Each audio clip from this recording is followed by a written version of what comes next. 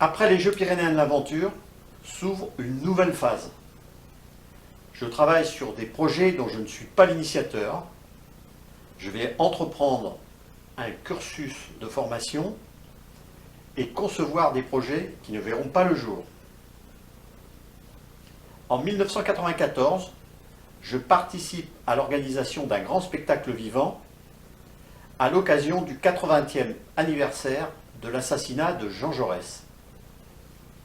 Il se déroule à Carmaux et s'intitule « Ils ont tué Jaurès ». C'est Paul Quilles qui est à l'initiative de ce projet. Je suis chargé de la formation des bénévoles et des produits dérivés. Ce fut une magnifique expérience et un grand succès populaire. L'année suivante, je suis engagé comme directeur de la Fédération départementale des CIVAM de la Drôme. Je découvre les produits fermiers, l'agriculture biologique et les circuits courts. Les paysans participant au groupe CIVAM sont à la pointe des évolutions de l'agriculture. Ceux de la Drôme sont les fers de lance de cette mutation. De Ferme en Ferme a été créé en 1993 par le groupe de la Drôme des Collines. Il s'agit de faire visiter les fermes aux consommateurs pour leur faire découvrir les produits locaux et les producteurs.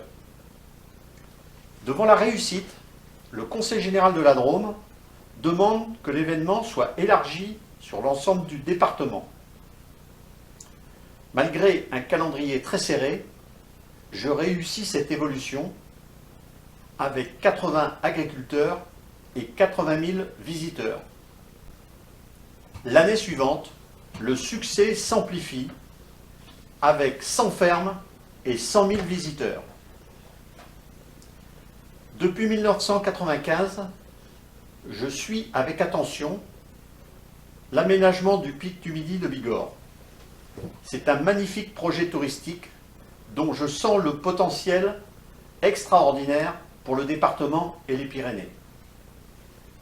Bien vite, la presse s'est faite l'écho des difficultés du chantier.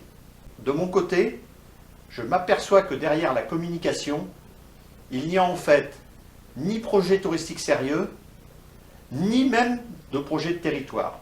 J'entreprends donc seul un diagnostic du projet. Sur le plan du chantier et du budget, les incohérences sont extrêmement nombreuses. Je prévois donc que les déficits d'exploitation seront inévitables. Ce sont comme d'habitude les contribuables qui paieront. La presse relaie mes conclusions et un contrôle de la Chambre régionale des comptes vient valider mes hypothèses en 2002. Mais cela ne change rien au projet qui accumule depuis des déficits importants. Lors de mon audition par le conseiller enquêteur, je lui ai dit « Les élus qui gèrent ce projet sont incompétents ». Sa réponse prudente illustre le mal français et ses nombreux déficits. Vous avez sûrement raison, monsieur Marion, mais l'incompétence n'est pas un délit judiciaire. Les élus qui gèrent le dossier du pic du Midi sont les mêmes qui ont entravé et tué les Jeux Pyrénéens de l'Aventure. Les règles qu'ils s'appliquent à eux-mêmes sont évidemment pas les mêmes que celles qu'ils réclament et imposent aux citoyens. C'est un terrible constat. Sentant mes lacunes théoriques, j'entreprends un cursus universitaire. Malgré mon niveau BEPC, j'obtiens la validation de mon parcours professionnel et peux intégrer une formation licence-maîtrise.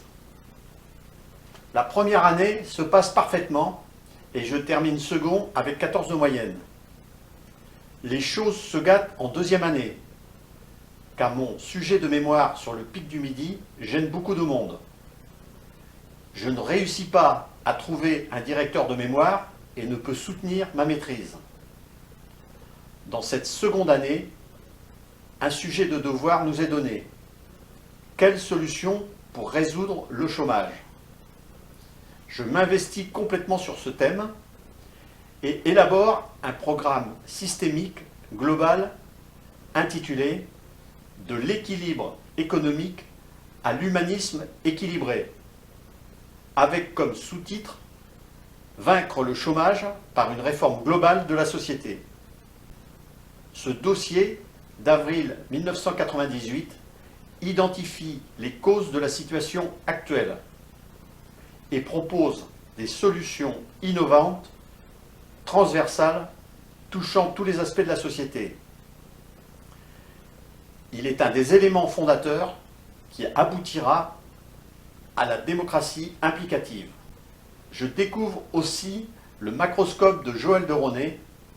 C'est un apport fondamental dans l'élaboration de ma méthodologie de projet que j'expliquerai plus loin. Pendant cette période, je découvre la profondeur de la personnalité de Jean Jaurès, la modernité de son action et de sa pensée. Dans la Drôme, je m'initie au circuit court et aux productions locales avant que cela ne devienne d'actualité. À la faculté, je me dote de bases théoriques qui seront indispensables pour concevoir plus tard la démocratie implicative. Voilà, c'en est terminé de cette nouvelle partie.